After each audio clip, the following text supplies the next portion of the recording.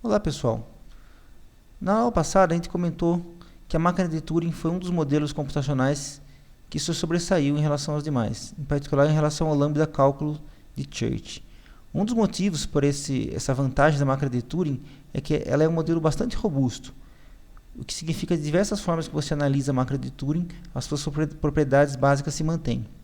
Nesta aula a gente vai estudar algumas variantes da máquina de Turing e a gente vai ver que na verdade os modelos diferentes da máquina ainda assim mantêm as propriedades básicas e fundamentais da computação. Vamos lá?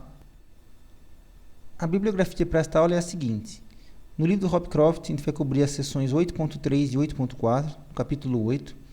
E no livro do CIPS, a seção 3.2, que fica no capítulo 3. Bom, nesta aula a gente vai continuar falando das máquinas de Turing, só que a gente vai estudar algumas variantes do modelo. Então, variantes da máquina de Turing. As variantes, na verdade, introduzem algumas modificações conceituais no modelo básico e servem para várias coisas. Servem para facilitar o entendimento teórico, para você conseguir fazer provas mais facilmente, para facilitar a programação da máquina.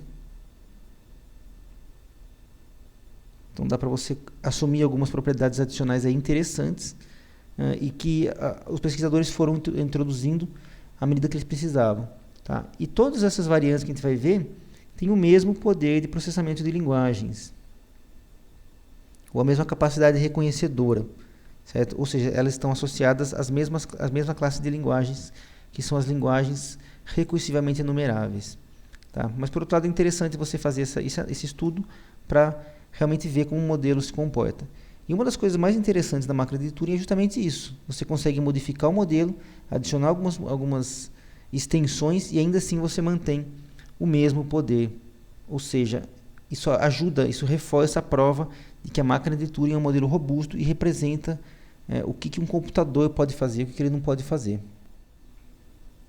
A primeira variante que a gente vai ver é a máquina de Turing que tem armazenamento no estado.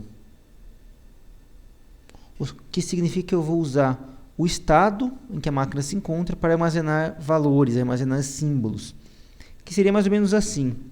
Eu tenho lá o meu controle finito, né, que é o computador básico, que é onde eu armazeno, por exemplo, o estado. Estou no estado Q2 aqui.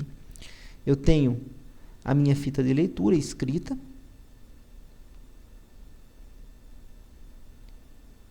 Que a cabeça de leitura pode varrer e pode mover para a direita e para a esquerda. Tá?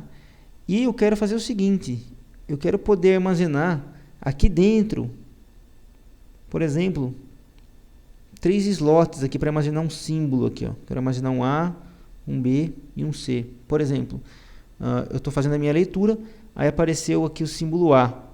Eu quero fazer a leitura dele e armazenar ele aqui. Aí eu vou para a direita, leio B, quero armazenar ele aqui. Vou para a direita, aí tem o C aqui, sei lá.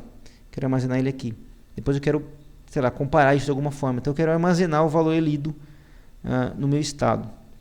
Certo? Um exemplo claro da gente fazer isso, da gente precisar fazer isso, é uma linguagem onde os 3 primeiros símbolos não se repetem. Tá? Por exemplo, porque eu tenho uma linguagem sobre um alfabeto binário baseado em AB. E eu quero, por exemplo, que a cadeia A, AB, BB, A, BA. Essa cadeia é aceita, porque os 3 primeiros símbolos, A, B, não se repetem ao longo da cadeia. Por exemplo, a cadeia A, AB, BB, A, BA, essa cadeia não é aceita. Por quê? Porque os 3 primeiros símbolos, eles aparecem aqui de novo. Ó. E isso não poderia.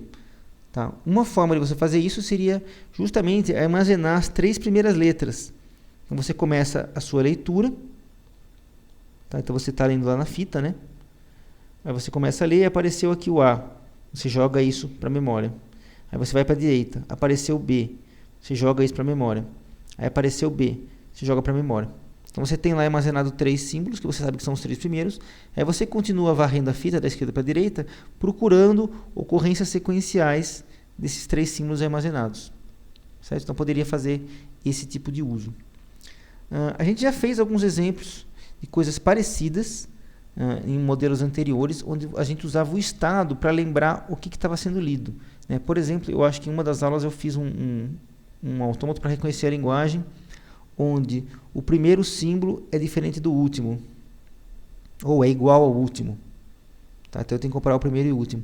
Então eu poderia usar um estado Q0, que lembra que começou com 0, ou Q1, que lembra que começou com 1. Tá? Então eu teria estado inicial, apareceu 0, vem para cá, apareceu 1, vem para cá.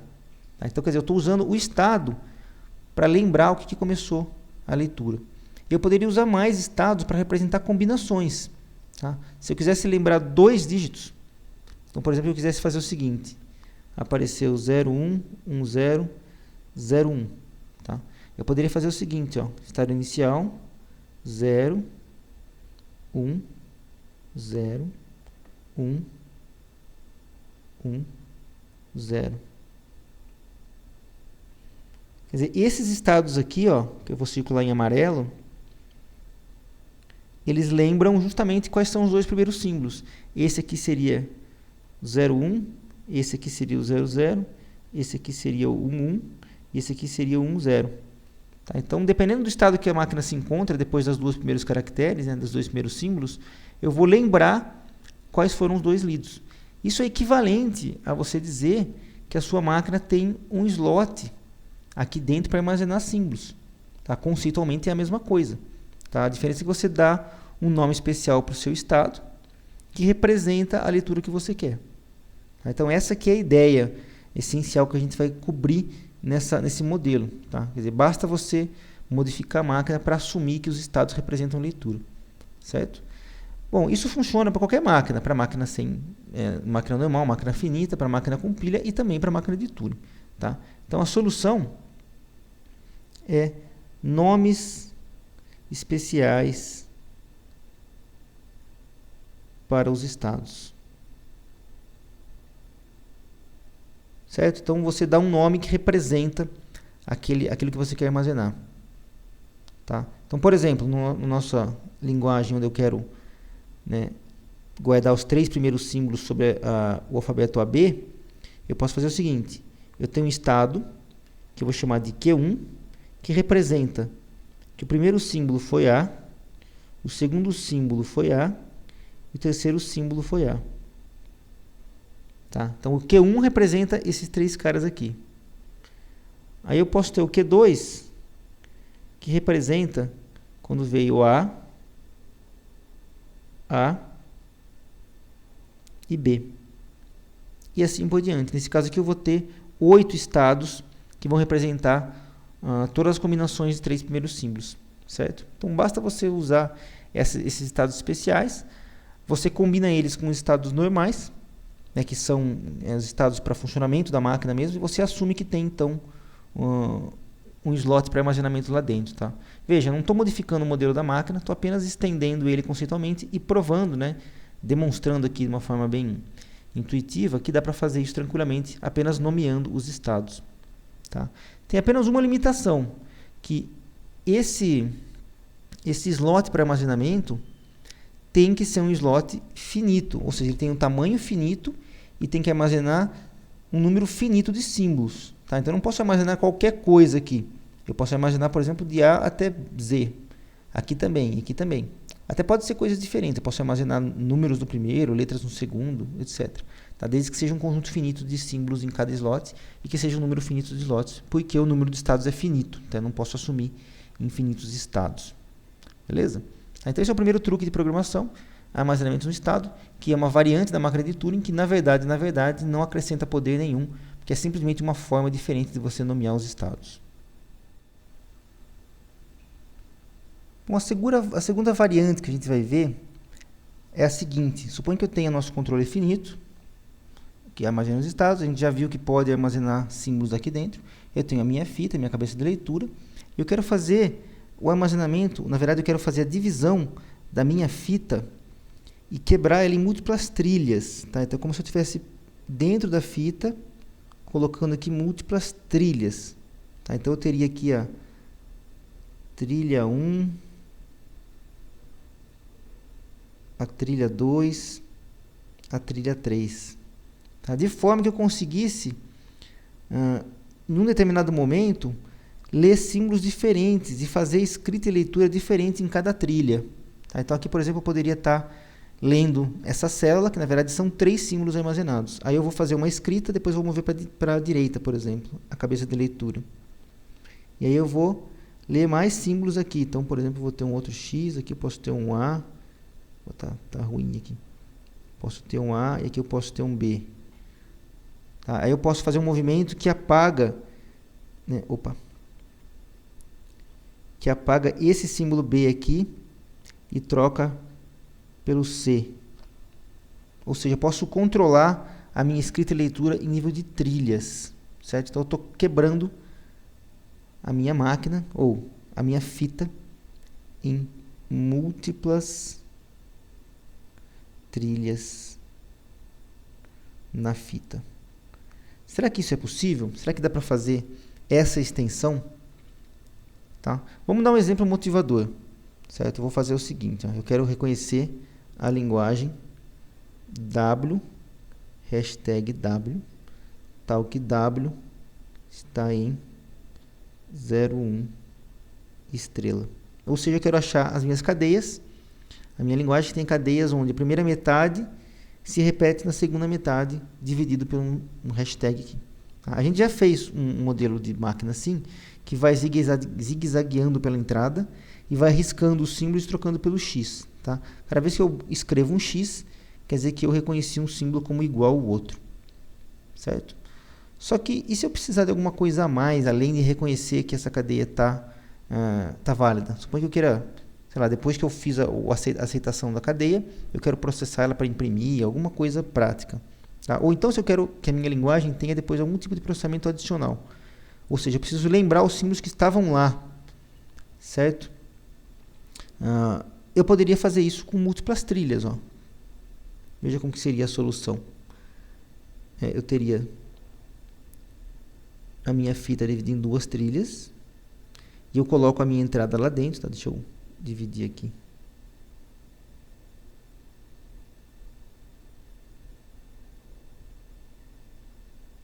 Aí eu coloco a minha entrada lá dentro. Então, por exemplo, 0, 0, 1, 0, 1, hashtag 0, 0, 1, 0, 1. A máquina que a gente tinha projetado faz o seguinte, vem aqui, troca o 0 por x, vai aqui, troca por x, vem aqui, troca por x, troca por x, troca por x, troca por x, então ele vai trocando um pelo outro até ficar todo mundo trocado.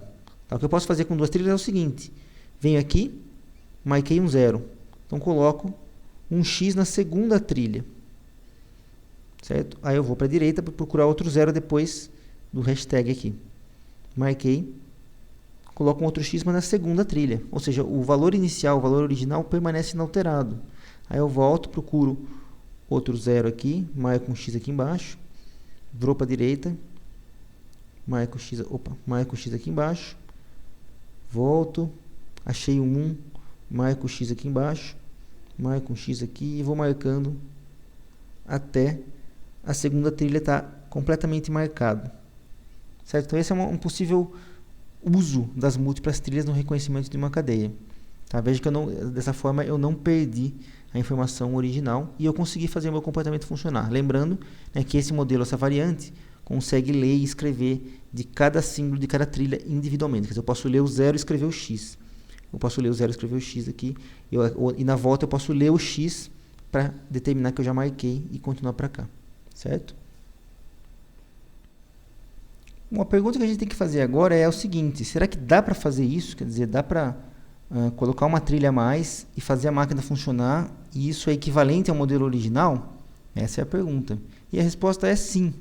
Dá para a gente fazer o mesmo truque que a gente usou no armazenamento no estado.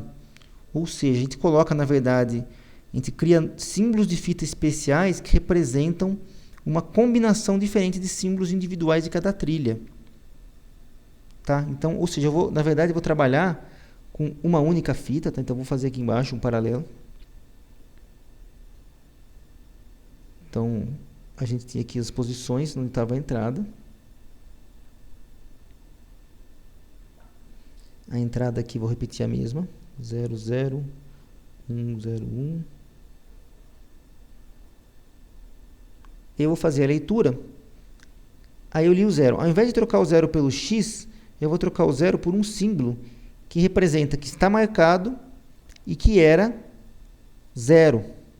Tá? Então eu vou apagar aqui o 0 e trocar, por exemplo, aqui pela letra A, onde o A representa uma tupla, 0,x, onde 0 é o elemento da primeira trilha e x é o elemento da segunda trilha. Aí eu venho para cá, tem outro 0, tá? E aí eu vou fazer o quê? Apago o 0 e troco pelo A, certo? Aí eu volto para cá, ó. Na volta eu vou procurar por um A ou um outro símbolo que marca outra coisa que eu, na verdade, não usei ainda, tá? Mas eu vou passar pelo 1, pelo 0 e pelo 1. Então, o que é o 0, o 1, o 0 e o 1? Que são os símbolos originais. O 0 representa o 0 e o branco, quer dizer, um 0 não marcado. O 1 representa o 1 e o branco. Quer dizer, aqui é a primeira trilha, aqui é a segunda trilha. Tá? E já adiantando, eu vou usar o símbolo B, que representa o 1 marcado. Na verdade, o B fica ruim, né? Vamos colocar aqui o... que o B está igual ao branco, né? Vamos colocar aqui o... sei lá, um símbolo H. Representa o 1 e marcação com X. Tá? Então, voltando, marquei o A, volto para cá. Por enquanto, só tem branco na segunda trilha. Achei o 0, achei o A, que significa que tem uma marcação. Aí, venho para cá, marco de novo. Esse cara vai virar o A. Vou para a direita de novo, achei um 0. Esse cara vai virar um outro A. Voltei para cá, achei o 1. Esse cara vai virar o H, que é o 1 na primeira trilha e o X na segunda. Volto para cá, marco esse com H, marco esse com 0, marcado, que é o A. Volto para cá, marco esse com A de novo, volto para cá, esse vai virar H, volto para cá, esse vai virar H. Ou seja, eu resolvi o problema do mesmo jeito, só que eu estou lembrando, eu consigo lembrar qual que era a cadeia original, porque eu tenho aqui implicitamente em cada um desses símbolos as duas trilhas separadamente. Tá? Então tem uma relação, ó. O A representa 0x, o A representa 0x, o H representa 1x, e assim por diante. Tá? Então basta eu criar símbolos especiais que representam as combinações de símbolos individuais em cada trilha. Certo? Dá para fazer, e isso não muda, então, novamente, voltando aqui à proposta inicial, você trabalhar com múltiplas trilhas, né, existe esse truque de você nomear os símbolos corretamente, e esses símbolos representam múltiplas trilhas, sem que, na verdade, eu precise fugir do modelo original, ou seja, dá para simular as múltiplas trilhas com uma única trilha em uma única fita. Certo? Isso, mais uma vez, vem mostrar que o modelo da máquina de Turing tem a robustez, porque ele permite uma extensão como essa.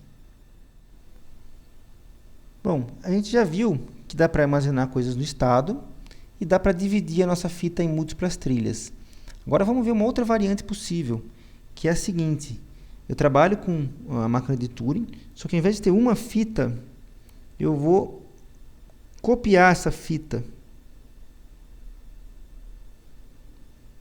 2 vezes ou 3 vezes, para quantas vezes eu quiser. Então eu tenho várias fitas de memória. Tá? Veja que não são trilhas, né? Na trilha a gente tem uma fita dividida em várias. Aqui eu tenho várias fitas. Isso significa que eu tenho mais do que uma cabeça de leitura. E elas podem se mover de maneira independente uma da outra. Ou seja, eu posso, ao mesmo tempo, escrever na primeira fita, ler da segunda e não fazer nada na terceira. Ou eu posso escrever nas 3 simultaneamente. Ou posso fazer uma virar para a direita, outra virar para a esquerda, mover para a direita, outra mover para a esquerda, em cada movimento da máquina. Será que isso também cai naquela mesma situação? Ou seja, você está representando um modelo que funciona do mesmo jeito que o modelo original? Ou que tem um poder equivalente ao modelo original? Bom, a resposta é, novamente, quando eu tenho múltiplas fitas, eu não aumento o poder de definição de linguagens. Ou seja, essa máquina com múltiplas fitas ela é equivalente à máquina com uma única fita. Tá? Óbvio que ela é melhor, né, porque ela permite você programar mais facilmente. Você pode usar 2 ou 3 ou 4 fitas de memória, então dá para fazer muitas coisas interessantes. Tá? Além de uma demonstração muito interessante que a gente vai ver daqui a algumas aulas, que é a relação entre máquina de Turing e computador. Então, esse modelo é bastante interessante para a gente estudar. Tá? E a gente vai mostrar aqui que realmente esse modelo com múltiplas fitas é equivalente ao modelo com uma única fita. Antes, vamos falar qual que é a ideia. A ideia é a seguinte. Eu tenho a entrada, né, que é a sequência finita de símbolos, que vai aparecer na primeira fita. Na verdade, seria aqui, né? W1, W2, até o WN aqui. Então, a entrada vai na primeira fita. A cabeça de leitura começa... começa no primeiro símbolo da entrada, né? Tá apontando aqui já. Todas as outras células de todas as outras fitas vão ter o branco. Tá? Então, vai ter branco aqui, para cá, infinito, infinito. Aqui vai ter todo mundo branco. Tá? E aqui também todo mundo branco. E aí, como aqui as duas fitas de baixo são ambas infinitas, né? Para a direita e para a esquerda, tanto faz onde a cabeça de leitura começa. Certo? Como ela é infinita, tanto faz. O controle infinito começa no estado inicial. Então, é o Q0, né? Que geralmente vai estar aqui. E assim eu começo a minha execução. Em um único movimento, o controle vai fazer o seguinte, vai modificar, possivelmente modificar o estado, né? Por exemplo, vai do Q0 para Q2. Em cada fita, um novo símbolo de fita vai ser escrito na célula varrida. Tá? Então, eu vou ao mesmo tempo trocar o W1 por alguma outra coisa. Por exemplo, vou escrever aqui, sei lá, um M. Vou trocar esse branco que estava aqui por um N. E vou trocar o branco da terceira fita lá por um X. Tá? Então, cada cabeça escreve alguma coisa na fita, naquele lugar que ela estava lendo. Tá? Lembrando que são cabeças independentes. E, óbvio, ela pode escrever o mesmo símbolo que estava antes. Tá? Então, aqui estava B, ao invés de escrever o X, eu escrevi o B de novo. Tá? Então, eu acabou não modificando a fita. Mas sempre vai ter esse movimento possível. E daí, cada uma das cabeças vai ter um movimento para a direita ou para a esquerda. Por exemplo, a primeira cabeça pode vir para a direita, a segunda pode vir para a direita, e a terceira vem para a esquerda, em um único movimento. Tá? Deixa eu apagar os inválidos aqui. Certo? Ou seja, cada movimento da máquina de Turing com múltiplas fitas faz uma única leitura de cada fita. Então, vai ler 3 símbolos nesse caso aqui. Vai olhar o estado e vai fazer um movimento que consiste em uma escrita em cada fita e um movimento para a direita ou para a esquerda em cada fita. Se a gente for desenhar isso, né, quer dizer, o que é uma instância do delta? Vai ser uma função do estado Q, que é o estado atual, o A1, onde o A1 é o símbolo lido na primeira fita, o A2 é o símbolo lido na segunda fita, até o AK, ou seja, se eu tiver K fitas, eu vou ler um símbolo para cada fita, e o resultado disso vai ser um novo estado, um novo símbolo B1, que vai ser sobrescrito, quer dizer, vai sobrescrever o A1, né, na primeira fita, vou ter o B2, que vai sobrescrever o A2 na segunda fita, até o BK, lembrando que pode ser igual, né? Então eu posso fazer o AK e o BK serem iguais, então ele não muda. E além disso, né, faltou colocar aqui, eu tenho movimentos individuais para a direita e para a esquerda. Tá? Isso, um K número de vezes, que é 1 para cada cabeça. Certo? Então, esse é o modelo de máquina com múltiplas fitas. Né? Essa aqui é a ideia. Então, espero que tenha ficado claro aí qual que é o funcionamento geral. Tá? Não tem nada diferente, simplesmente eu estou trabalhando com múltiplas fitas simultaneamente. Bom, a pergunta que a gente tem que fazer é a seguinte. A gente sabe que as máquinas de Turing, com uma fita, reconhecem as linguagens recursivamente enumeráveis, que é o nível 0 lá na hierarquia de Chomsky, como está mostrando aí nessa tabelinha.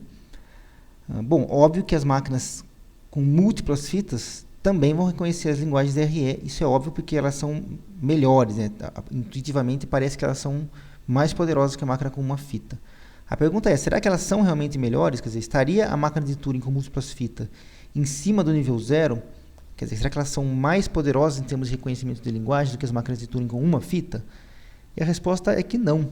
Existe um teorema que é o seguinte, toda linguagem aceita por uma MT, uma máquina de Turing de várias fitas, é recursivamente enumerável, ou seja, elas são equivalentes às máquinas de Turing com uma fita. E a prova é uma prova por construção, como a gente já viu várias vezes aqui ao longo da disciplina, onde eu vou converter uma máquina de múltiplas fitas para uma máquina de uma única fita e vice-versa.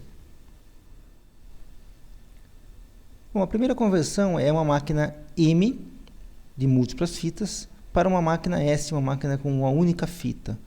Tá? Como é que a gente pode converter? E eu vou falar aqui mais ou menos a ideia da conversão. Tá? Aqui a gente tem 3 fitas, 1, 2, 3, tá? Com 3 cabeças de leitura. E aqui a gente vai ter uma fita só. Tá? Essa é a ideia. Qual que vai ser a lógica? Primeiro, eu vou precisar de 2 trilhas nessa fita aqui. Ó. Então eu vou dividi-la no meio. Eu vou usar 2 trilhas, que a gente já viu que adicionar trilhas, já provamos isso, né? Que adicionar trilhas não aumenta o poder da linguagem, tá? da máquina. E além disso, eu vou usar um espaço de armazenamento aqui, interno, dividido em 3, porque eu tenho 3 fitas, tá? Vou usar um para cada um. Eu vou formatar a minha fita de S, colocando o conteúdo das fitas de M em sequência. Então, aqui eu tenho, por exemplo, 0, 1, 0, 1, 0. Então, eu vou colocar aqui 0, 1, 0, 1, 0. Aqui eu tenho A, A, B. Eu vou colocar A, A, B. Aqui eu tenho X, Y. Aqui eu vou colocar X, Y. Tá? Vou colocar em sequência. Vou usar um símbolo especial que não existe em nenhuma das fitas. Na verdade, não existe na máquina M.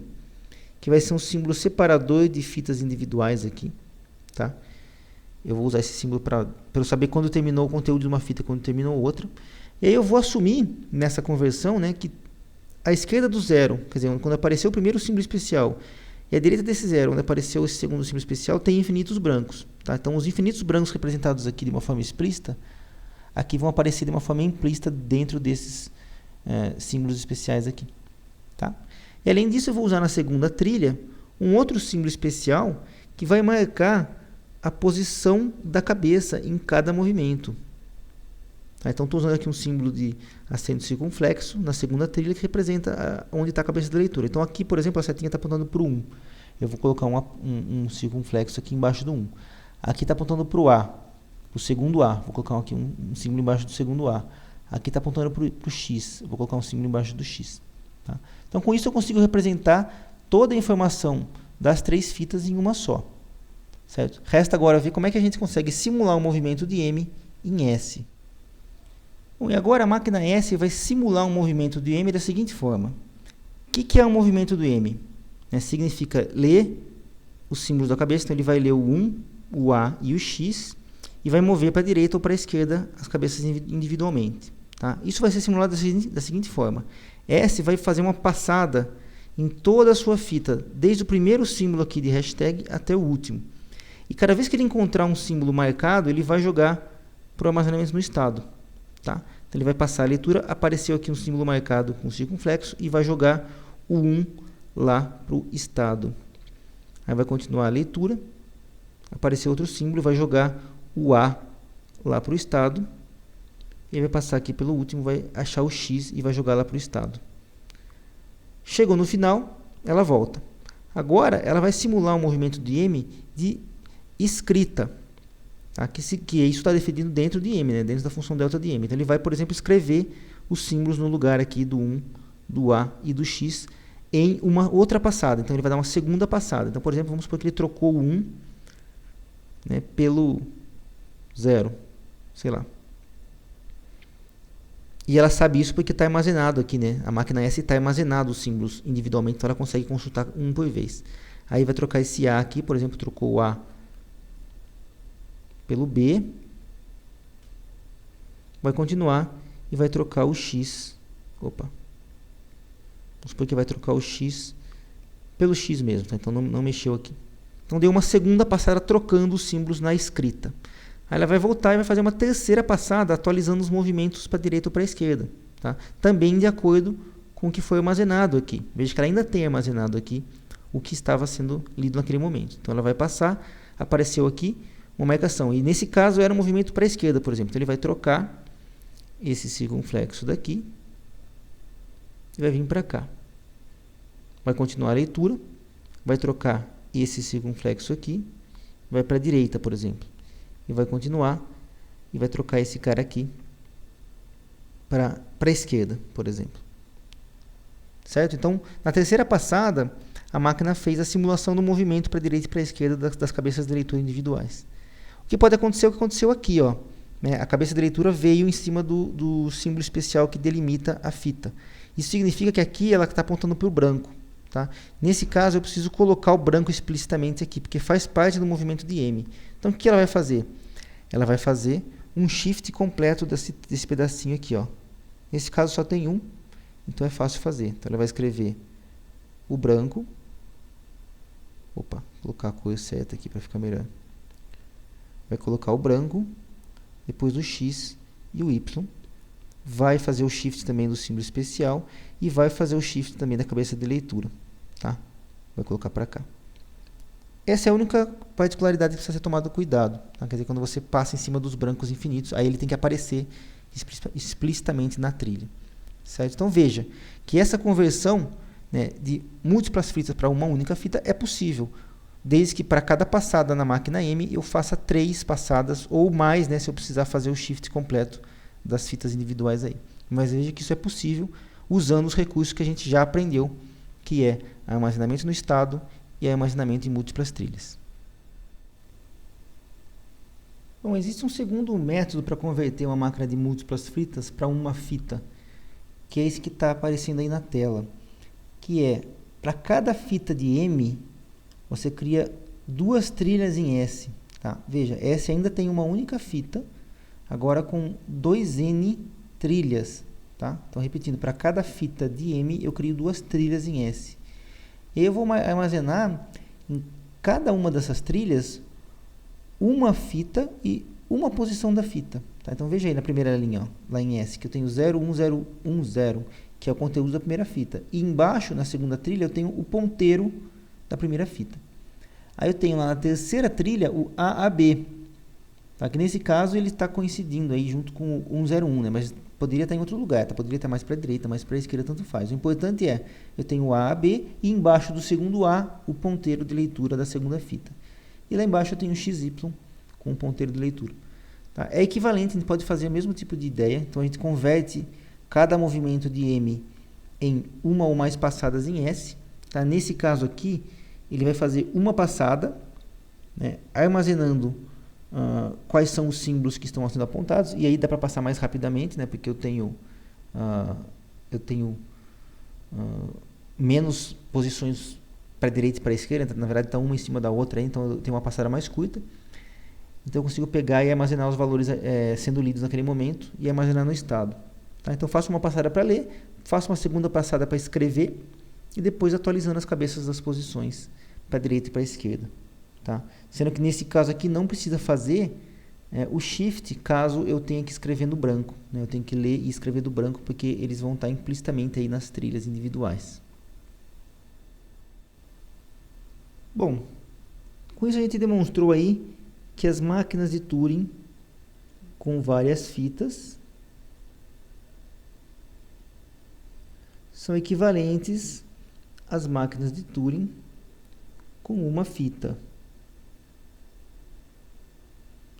Tá? Mas a gente viu essa igualdade em termos de capacidade reconhecedora. Ou seja, a classe de linguagens que ambas reconhecem é a mesma. Certo? Mas, obviamente, existe uma diferença, elas não são iguais em termos de execução. Óbvio. Tá? Elas são iguais em termos de a capacidade reconhecedora, mas em termos de execução é diferente.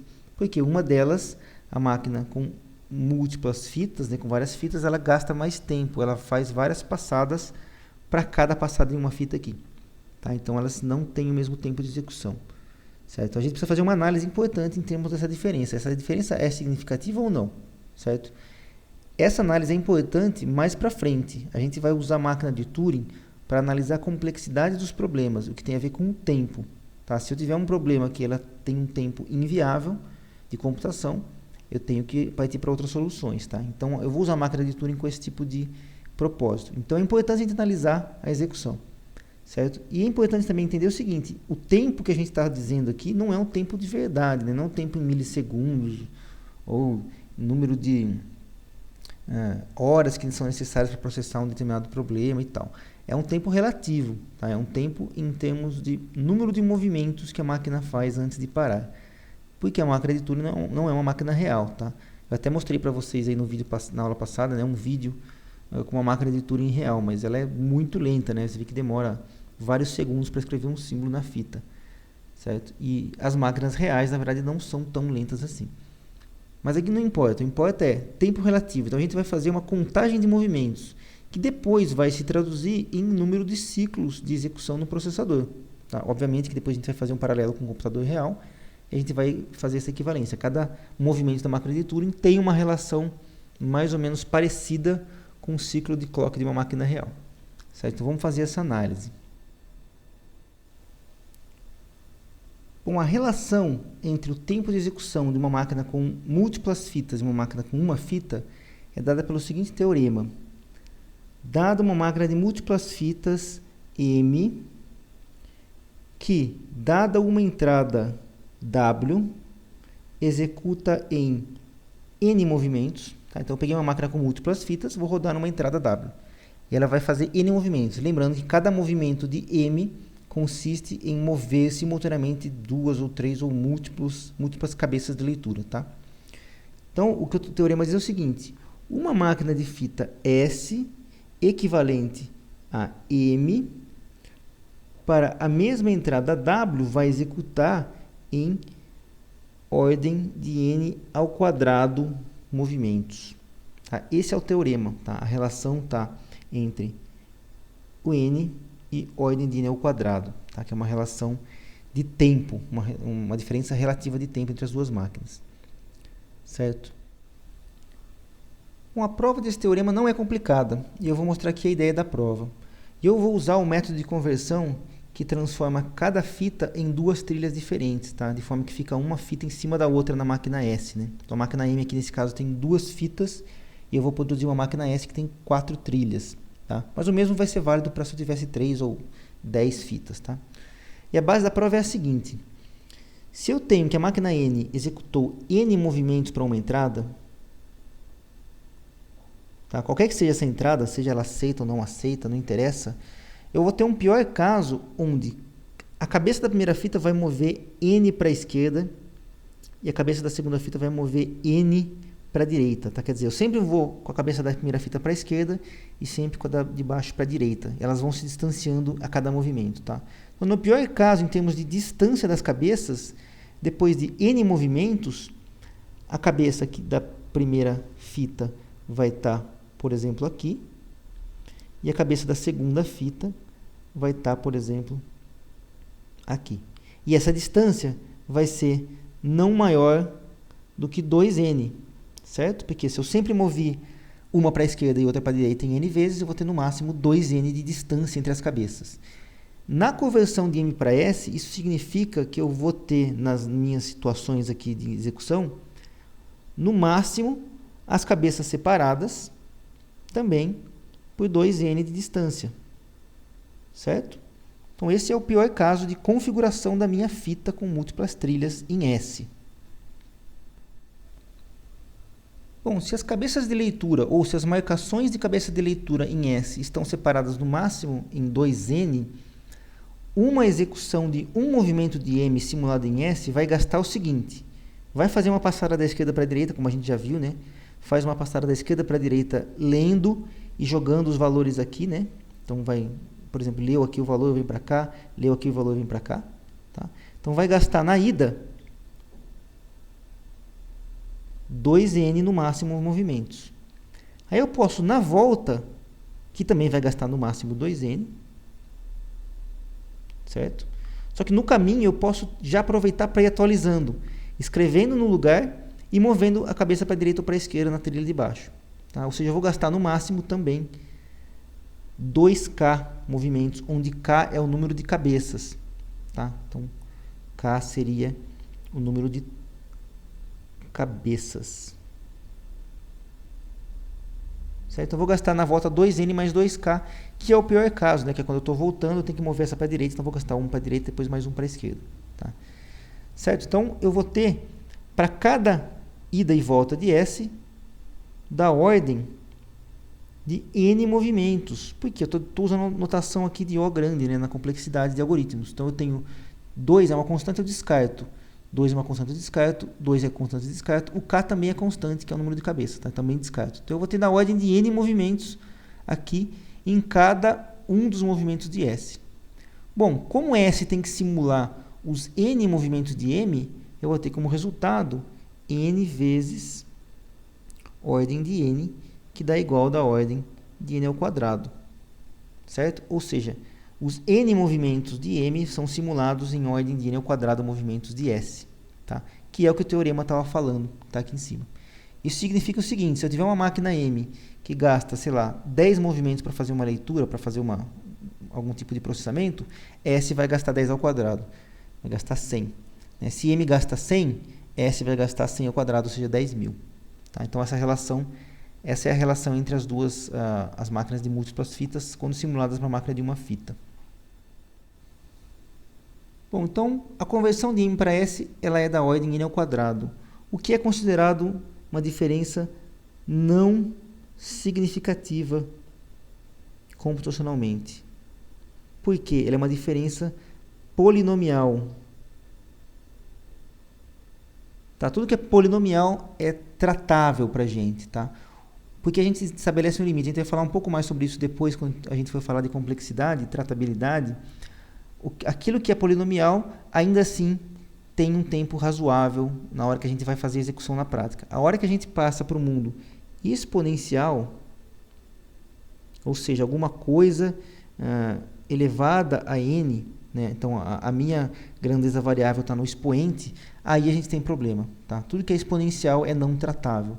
Nesse caso aqui, então a conversão de m para n ela é não significativa em termos de diferenças de execução, ou seja, a gente pode dizer que eles são equivalentes computacionalmente, certo? Ou seja, o modelo de múltiplas fitas e o modelo de uma fita são diferentes, óbvio, né? Mas essa diferença não é significativa em termos computacionais. Tá? Então, resumindo, o que a gente viu na máquina de Turing, a gente viu o modelo tradicional, a gente acrescentou armazenamento no estado, e a gente viu que isso é possível, isso não muda o modelo da máquina. A gente adicionou suporte para múltiplas trilhas. Também vimos que isso não modifica o modelo original. E agora a gente colocou suporte para múltiplas fitas, com cabeças independentes de leitura. Tá? É isso que é o diferencial aqui. E a gente também viu que todos esses modelos são equivalentes, todos eles são, na verdade, se traduzem ou são simuláveis em uma máquina de Turing original, com uma única fita, com estados daqueles que a gente conhece. Tá? Então esse é o resumo dessa aula, ou seja, todas as variantes caem de volta para o mesmo modelo. E isso demonstra, como eu já falei, a robustez do modelo e a sua importância prática. Então, pessoal, nesta aula a gente viu aí algumas variantes sobre o modelo da máquina de Turing e a gente estudou aí que elas dão uma ajudinha para a gente programar. Né? Então, por exemplo, a gente pode usar o estado ali para armazenar símbolos finitos. Né? Lembrando que não pode armazenar coisas infinitas lá dentro, porque não dá, né? não tem como usar o estado como um truque para isso, porque a gente tem um número finito de estados. A gente viu também que dá para usar o mesmo truque para armazenar vários símbolos ao mesmo tempo em uma célula da fita. Tá? Então, a gente simula múltiplas trilhas de execução. Tá? E dá para considerar que a gente está escrevendo e lendo em múltiplas trilhas a cada movimento. E por último, a gente viu que dá para armazenar dá para usar múltiplas fitas em cada movimento da máquina de Turing e que também isso se reduz depois para uma máquina com uma fita, com um processo de tradução simples. Certo? Essas três variantes da máquina de Turing são estudos que foram feitos aí para demonstrações teóricas e que demonstram aí que a máquina de Turing é um modelo consolidado, né, e que permite você fazer várias análises aí complementares para fazer provas teóricas e isso serviu muito para o avanço da teoria da computação. Sugiro que você entenda bem os conceitos, né? Principalmente o final aí, que é o resumo da ópera, que são as equivalências, e entenda o que significa cada uma das variantes, como que cada uma funciona, para você poder compreender melhor os próximos passos, os próximos vídeos da disciplina. Até a próxima.